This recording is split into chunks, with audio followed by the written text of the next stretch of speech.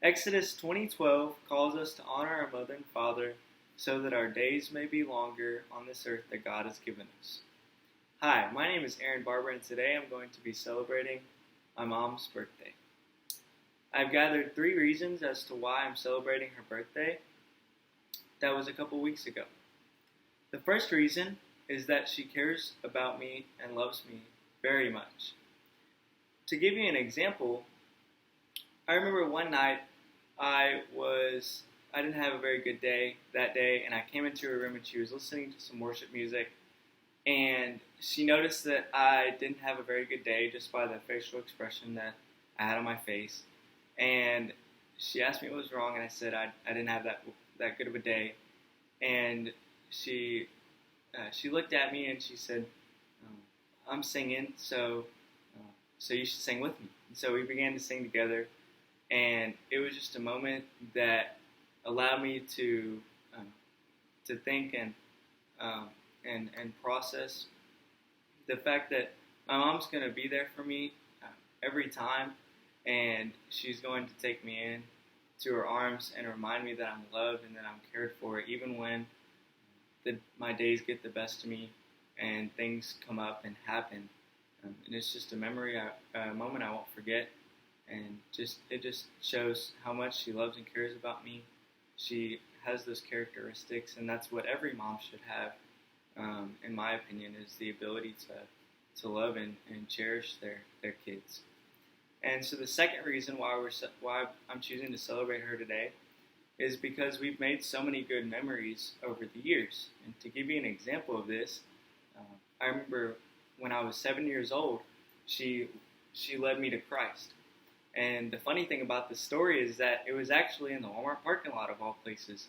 Like, who knew? You know, most people get saved in a church, but my experience when I was 7 years old was in the Walmart parking lot.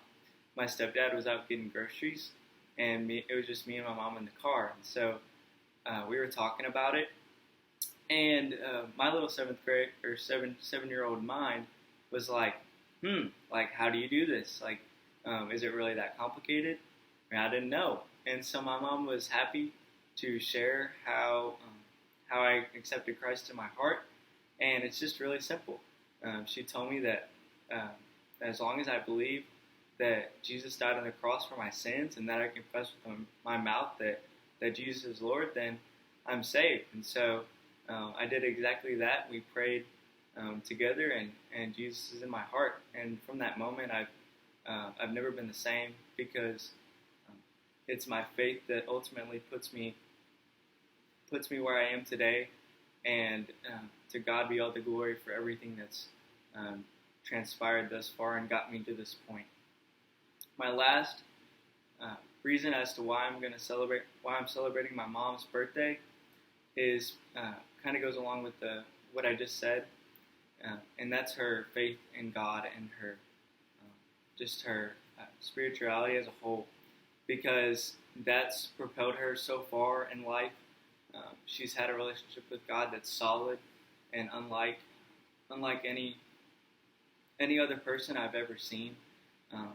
You notice how quick and how fast God's love radiates off of her in everyday situations, whether that be at her job or in the store. She's gone through many struggles. One of those struggles being cancer, and you just see that God's love and God's grace and mercy just shines through her every day, no matter what kind of day she's having. Her faith radiates through that, and people see that, and people notice, and they begin to ask, what makes you this happy in the midst of your struggle? How are you functioning essentially during all through all the struggles that you've gone through? And her answer, she'll tell anyone that's around to hear, her answer is always going to be God, and it's God that ultimately takes me through each struggle, and even our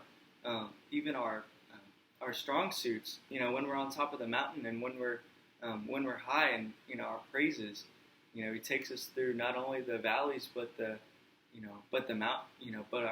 the mountaintop moments as well.